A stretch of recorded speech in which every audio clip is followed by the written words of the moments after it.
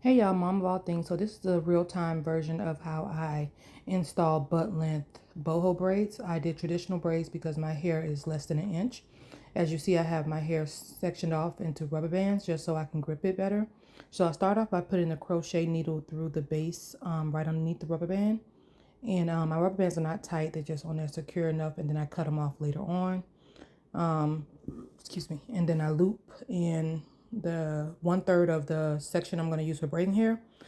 And I had forgot to smooth my hair down. So as you see, my hair is like a 4C texture, so it kind of can pop through. But if you want to, if you care enough, I don't care enough because it's on my head, you can smooth it down with some more of your gel or pomade that you're going to use.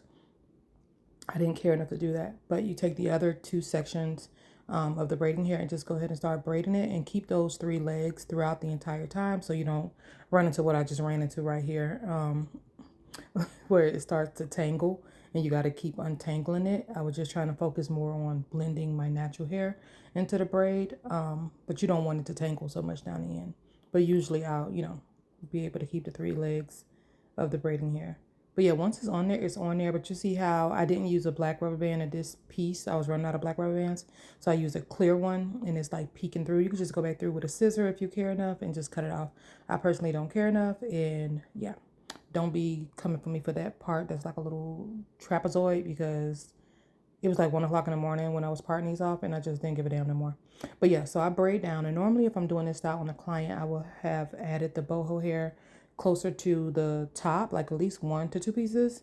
But because it's on myself, I didn't, because I can't really see what I'm doing and I didn't feel like standing up in the mirror. Excuse me, my daughter is recording this for me after she had just came home from school. So I'm just trying to like push through and get this junk over with because I did not plan on doing my hair. But it was like a last minute spur of the moment thing. And I start adding the boho as I'm going, as I get to like eye length. And again, I'm not looking in the mirror or anything. This is just me using like my side view, peripheral view. So I grab the boho, and for the tapered or tethered end, I add that in like a kind of like a number 7, to the side, and I start braiding that tapered end down.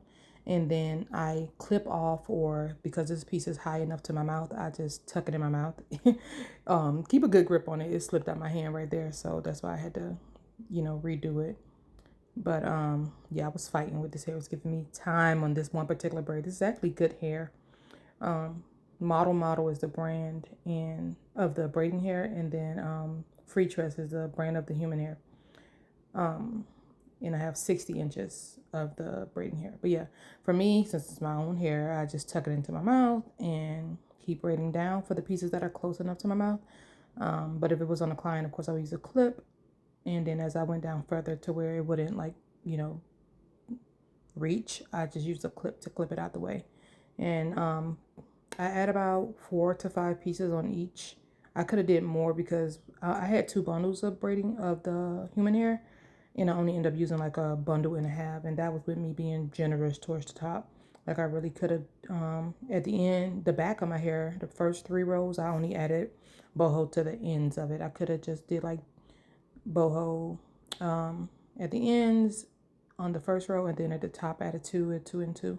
That's how I usually do it each row. I just, if it's the 5th row, I add 5, go up with each row. And that's just me clipping it off right there, trying to do it. It's difficult when you're doing it on your own head. But yeah, just clip it off to where I'm not braiding the boho in, because I want it to still be the similar length and you get all the little curly pieces. I just don't want to have like a little piece of curl hanging out. And then yeah, I braid down some more. And then that's just me braiding, continuously braiding down until I add more boho. But yeah, I add boho all the way to the ends of my boho braids, unless the client specifically asks to have the braiding hair curled. Because this is a loose wave human hair, but and I'll get whatever curl pattern the client wants, and pretty much just do kind of whatever the client wants because they don't want paying for it. But to me, I feel like it's really giving boho if you have like it at the bottom. You don't have to worry about dipping it, and you don't have to worry about putting the rods on it. Some people like to do that, and that's their thing. I prefer to just add it on the ends. It is a little bit of a hassle sometimes to get the boho on the very, very end. because you have to tie a knot or add glue to secure it. Unless it's synthetic, then you can like use like a flat iron or a lighter to burn it, and it'll cinch together. I haven't tried to do the burn method when I'm using human hair at the ends, even though the braiding hair is synthetic, because I just haven't tried it yet, but I may just see how that works for me. But with synthetic, you can get a flat iron and singe it together because it's synthetic, it'll melt, or you can use hair glue or nail glue. Some people don't like to use the hair glue because it's like, even though it's black, it gives like a tacky look and it shows and it's noticeable. So some people use the nail glue to secure the boho at the ends when they do it because it doesn't show through. But yeah, that's just it. And I'm gonna be quiet for the rest of the video and y'all can just watch. It's just me braiding down. But yeah, thank you for watching. I hope this helped somebody.